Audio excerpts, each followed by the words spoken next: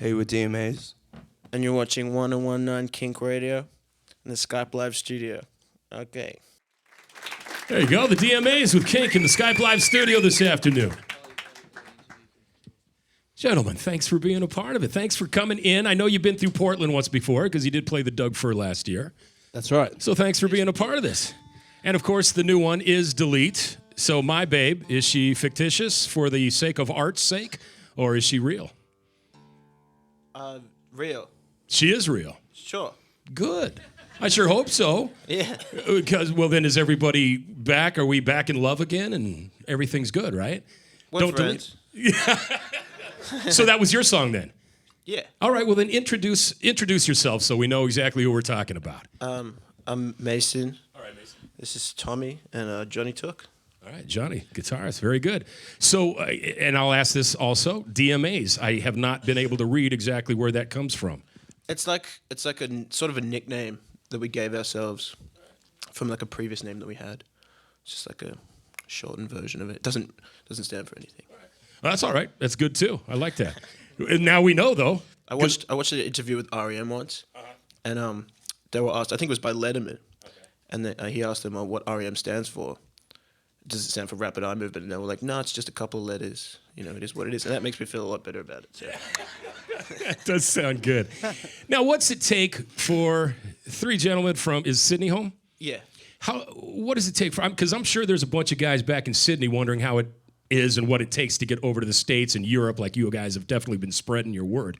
What did it have? Was there somebody behind the push? Was there somebody that was very influential in your guys coming on tour and going out? We got super lucky. We put a video on YouTube, and our manager contacted us. He emailed us saying, do you need management? And we just like shoved it off for like a month, which he probably doesn't want to hear. But and then we got signed because he knew a guy ran our Australian label IOU, and then he just recommended us to a couple of labels overseas. We just got lucky, man. That works too, right?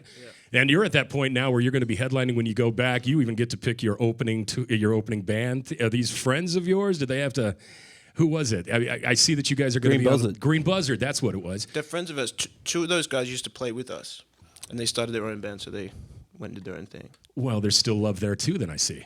Yeah, okay. We're all friends. Yeah, we're all friends. Yeah, and I went to high school with their guitarists and stuff. So yeah. Cool. Hills End on vinyl. Did you guys ever think that sitting in a studio somewhere, and your studios, were they more home than somewhere with a whole bunch of digital going on? We pretty much did most of the album like at the apartment I was living in at the time. Right. We've done more recordings at home than in studios. That's for sure. Well, that's cool. You like to keep it that way? Maybe the second album we might branch out. We started the first album with like in a studio that I was supposed to like going to move into, and it was kind of like it was fine for getting like the bones of it down, but it was kind of a little bit uninspiring, and we didn't really feel comfortable there, so we just took all the gear and moved it back to my bedroom. Well, that's all right too. And I keep reading that you guys had so much material that was waiting for this first album to come out. Are you reworking some of the stuff that maybe didn't make it on? Are you just kind of putting that off to the side and making new? What are we doing with? I mean, there's a lot more music to be heard from you guys, right? A bit of both, I think. Yeah. We've got a lot of new ones that are going to go on the second record. Good. Yeah. And did I see a name? Easy Squeezy? Is that no? That's the Green Buzzard EP.